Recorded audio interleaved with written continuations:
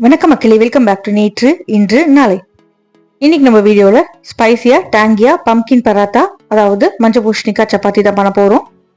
மஞ்சள் பூஷணி வெறுக்கிறவங்க, சாப்பிட மாட்டேன்னு சொல்றவங்களுக்கு இந்த மாதிரி பண்ணி கொடுங்க, கட்டாயம் சாப்பிட்டுருவாங்க. அதோட பெனிஃபிட்ஸும் நம்மளுக்கு கிடைக்கும். பண்றதுக்கு பாத்தீங்கன்னா ரொம்ப ரொம்ப ஈஸி, அதே சமயம் ரொம்பவே டேஸ்டியாவும் இருக்கும். கிட்டத்தட்ட டேஸ்ட் பாத்தீங்கன்னா தேப்பலா மாதிரி தான் இருக்கும். மஞ்சள் பூஷணி சேர்த்து போட்டு பண்றதுனால சப்பாத்தி அவ்வளோ சாஃப்டா இருக்கும். தொட்டுக்கிறதுக்கும் பெருசா எந்த சைட் டிஷ்ஷும் தேவையில்லைங்க. தயிர் இல்லைன்னா ஊறுகாய் இருந்தா போதும். இந்த பம்கின் பராட்டா நான் எப்படி பண்ணங்கிறத பாக்குறதுக்கு முன்னாடி நம்ம சேனலுக்கு நீங்க ஃபர்ஸ்ட் டைமா வரீங்கன்னா மறக்காம சப்ஸ்கிரைப் பண்ணுங்க. ஒரு பெரிய துண்டு மஞ்சள் பூஷணிக்காய் எடுத்துக்கோங்க. மஞ்சள் பூஷணிக்காய் நல்லா வாஷ் பண்ணிட்டு தோல் எல்லாம் சாப் பண்ணிட்டு நம்ம குட்டி குட்டி பீசஸா கட் பண்ணி எடுத்து வச்சுக்கலாம்.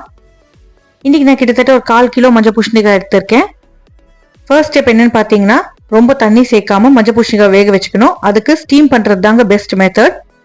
நீங்க குக்கர்ல வச்சு கூட வேக வச்சுக்கலாம். இல்லைன்னா சிம்பிளா இட்லி குக்கர்ல போட்டு ஒரு 5-10 நிமிஷம் வேக விட்டீங்கன்னா போதும், பூஷணிக்காய் வெந்துடும். ஒரு ஸ்பூன் வச்சு அமுத்தி பாருங்க, ஈஸியா உள்ள போகுதான்னு. உள்ள போச்சுன்னா உங்களுக்கு வெந்துடுதுன்னு அர்த்தம். பூஷணிக்காய் பாத்தீங்கன்னா நல்லா மசிஞ்சு குழையிற பதத்துக்கு வேகணும். வெந்ததுக்கு அப்புறமா ஸ்டீமர்ல இருந்து ஒரு பவுலுக்கு மாத்திட்டு நம்ம ஸ்பூன் வச்சு மசிச்சுக்கலாம். நல்லா வெந்ததுனால இந்த மாதிரி ஸ்பூன் இல்லைன்னா கை போட்டு மசிச்சாலே உங்களுக்கு நல்லா மசிஞ்சிடும். நம்ம இட்லி குக்கர்ல வேக வச்சதுனால பெருசா அதுல தண்ணி எதுவும் வரலங்க. இப்போ மசிச்சு இந்த மஞ்சள் பூஷணிக்காய் பார்த்தீங்கன்னா மலை மாதிரி குவிச்சு 1 கப் நான் எடுத்திருக்கேன். இந்த மசிச்ச மஞ்சள் பூஷணிக்காய் கூட நம்ம கோதுமை மாவு சேர்த்துக்கலாம். 3 கப் அளவுக்கு கோதுமை மாவு சேர்த்துக்க போறேன். இந்த பரோட்டா பார்த்தீங்கன்னா பார்க்கறதுக்கே நல்ல ஒரு எல்லோவா அழகா அப்படைசிங்கா இருக்கும். நம்ம இது கூடவே ஸ்பைசஸ்லாம் போட்டு மாவோட பிசைய போறோம். அதனால பண்றது ரொம்ப ஈஸி தான். 3 கப் கோதுமை மாவு கூடவே தேவையான அளவுக்கு உப்பு சேர்த்துக்கலாம். உப்பு கொஞ்சம் தூக்கலா இருந்தா நம்மளுக்கு சாப்பிட்றதுக்கு நல்லா இருக்கும். இப்போ நம்ம இதுல பொடிகள்லாம் ஒன்று ஒன்றா சேர்த்துக்கலாம். முதல்ல ஒரு 1/4 டீஸ்பூன் அளவுக்கு மஞ்சப்பொடி இதிலே சேர்த்துடலாம். பூஷணிக்காயோட எல்லோ கலரை மஞ்சப்பொடி நல்லா என்ஹான்ஸ் பண்ணி கொடுக்கும். அடுத்ததா இதிலே கொஞ்சமா பெருங்காயம் சேர்த்துக்கலாம். சில பேருக்கு மஞ்சள் பூஷணிக்காய் பார்த்தீங்கன்னா வாய்வு தொலை கொடுக்கும். அந்த மாதிரி இருக்கும்போது நீங்க பெருங்காயம் சேர்த்துக்கிட்டீங்கன்னா நம்மளுக்கு வாய்வு தொலை எதுவுமே இல்லாம இருக்கும். அடுத்ததா ஜெரிமானத்துக்கு வாசனைக்கு ஒரு 1/4 டீஸ்பூன் அளவுக்கு ஓமம் சேர்த்துக்கலாம். ஓமம் சேர்க்கும் போது நல்லா கையில வச்சு ரப் பண்ணி சேர்த்தீங்கன்னா ஃபிளேவர் நிறைய வெளியில வரும். அடுத்ததா காரத்துக்கும் கலருக்கும் நம்ம மிளகாய் பொடி சேர்த்துக்க போறோம். நார்மலா காரமா இருக்கிற மிளகாய் பொடி ஒரு 1/2 டீஸ்பூன், 1/4 டீஸ்பூன் அளவுக்கு காஷ்மீரி சிவப்பு மிளகாய் பொடி சேர்த்திருக்கேன். 1 டீஸ்பூன் அளவுக்கு ஜீரக பொடியுமே சேர்த்துருங்க. இப்போ இது எல்லாத்தையுமே நம்ம ட்ரையா மிக்ஸ் பண்ணதுக்கு அப்புறமா கொஞ்சம் கொஞ்சமா தண்ணி தெளிச்சு சப்பாத்தி மாவு பதத்துக்கு பிசைஞ்சுக்கலாம். முதல்ல முடிஞ்ச வரைக்குமே நம்ம இந்த பம்கின் பியூரி சேர்த்திருக்கோம் இல்லையா, அதோட ஈரப்பதத்துக்கு பிசைஞ்சு விட்டுக்கோங்க. அதுக்கப்புறமா நீங்க தண்ணி சேர்த்தீங்கன்னா உங்களுக்கு கரெக்டா வரும். நல்லா கை போட்டு ஸ்மூத்தா மாவு வர வரைக்கும் பிசைஞ்சுக்கணும். ரொம்ப டைட்டாகவும் இல்லாமல் ரொம்ப சாஃப்டாக இல்லாமல் நல்லா உருண்டு திரண்டு வர மாதிரி மாவு பிசைஞ்சிக்கலாம். பிசைஞ்சதுக்கு அப்புறமா காயாமல் இருக்கிறதுக்காக மேலே கொஞ்சமாக எண்ணெய் தடவிக்க போகிறோம். ஸோ பூஷணிக்காய் வேண்டாம்னு சொல்கிறவங்களுக்கு இந்த மாதிரி பண்ணி கொடுத்தீங்கன்னா கட்டாயம் கண்டுபிடிக்க முடியாது, சாப்பிட்ருவாங்க. நீங்கள் மாவு எவ்வளோ ஸ்மூத்தாக பிசைகிறீங்களோ நம்மளுக்கு சப்பாத்தி அவ்வளோ சாஃப்டாக வரும். மாவு பிசைஞ்சதுக்கு அப்புறமா நான் சொன்ன மாதிரி எண்ணெய் தடவி வச்சுட்டு ஒரு 15 நிமிஷம் மூடி போட்டு அப்படியே விட்டுருங்க. 15 மினிட்ஸ்ங்கிறது மினிமம் டைம் தான். 1/2 hour ஊறினாலும் தப்பு கிடையாது.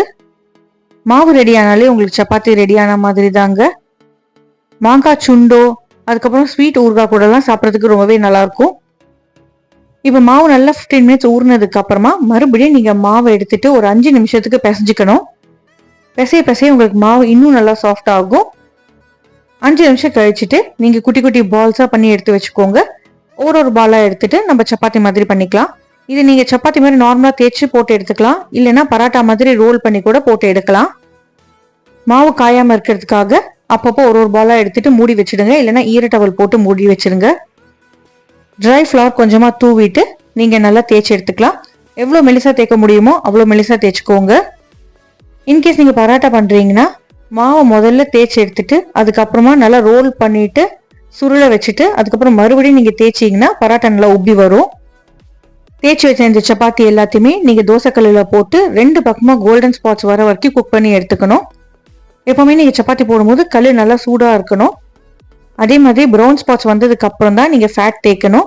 எண்ணெய் இல்லைன்னா நெய் ரெண்டுத்துல ஏதோ ஒன்று நீங்க தடவிக்கலாம். நல்லா ஒரு கரண்டி போட்டு ப்ரெஸ் பண்ணி குக் ஆனதுக்கு அப்புறமா நீங்க எடுத்துட்டு சூடா சர்வ் பண்ணுங்க. சூடா சாப்பிடும்போது செம்ம சாஃப்டா இருக்கும். இதே மாதிரி எல்லா மாவையும் பால்ஸ் பண்ணிட்டு நம்ம சப்பாத்தி மாதிரி போட்டு எடுத்துக்கலாம். இந்த பராட்டால இன்னும் ஸ்பெஷாலிட்டி என்னன்னா, நீங்க வச்சு அடுத்த நாள் சாப்பிட்டா கூட அவ்வளோ சாஃப்டா இருக்கும். எங்கேயே டிராவலுக்கு போகும்போது கூட இந்த மாதிரி பண்ணி எடுத்துட்டு போயிட்டீங்கன்னா தொட்டுக்கிறதுக்கு எதுவுமே வேண்டாங்க, அப்படியே பிச்சு சாப்பிடலாம். மாவுமே நம்ம தேய்க்கும் போது ரொம்ப ஒட்டாம ரொம்ப ஈஸியா இருந்தது. அவ்வளவுதாங்க, நம்மளோட பம்கின் பராத்தா இல்லைன்னா பம்கின் ரோட்டி ரெடி.